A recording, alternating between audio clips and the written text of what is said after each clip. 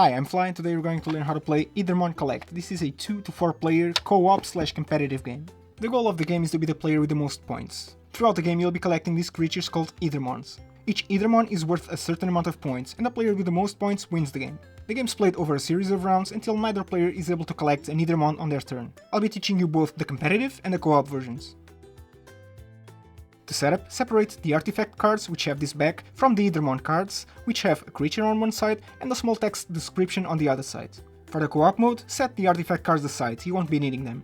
Next, sort the Aethermons by elements.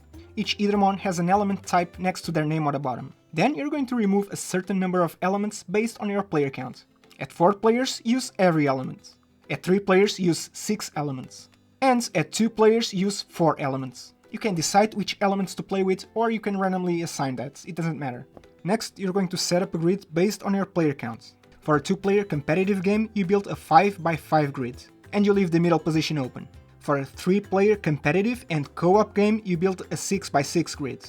And finally, for a 4-player competitive, co-op, and 2-player co-op mode, you build a 7x7 grid.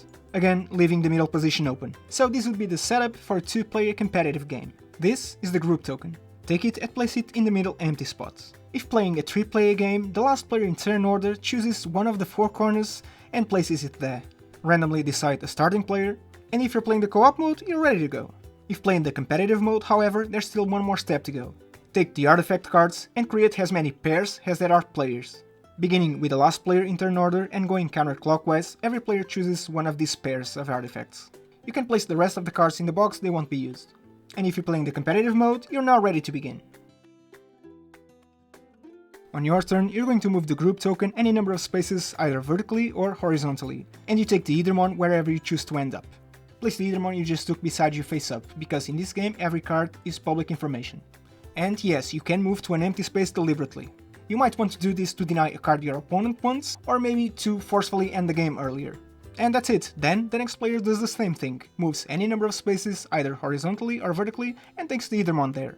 And the game goes on and on like this until, in a competitive mode, when every player consecutively fails to collect an Aethermon on their turn. When that happens, the game ends.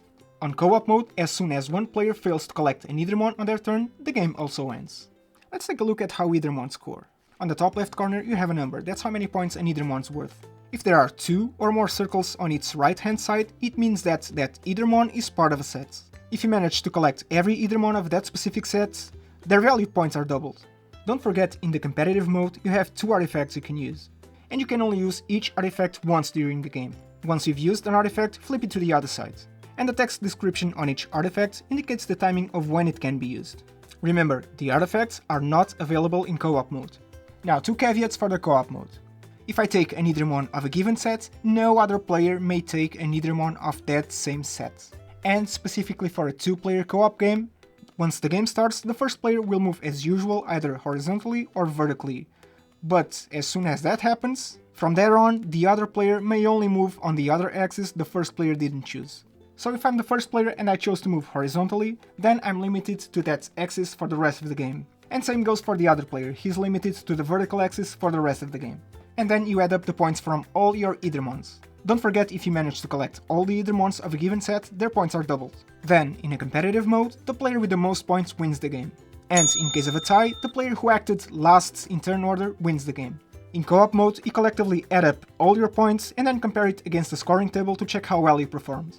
And that's it, now you know how to play Aethermon Collect. If you have any questions, leave them in the comments. Thank you so much for watching and until next time.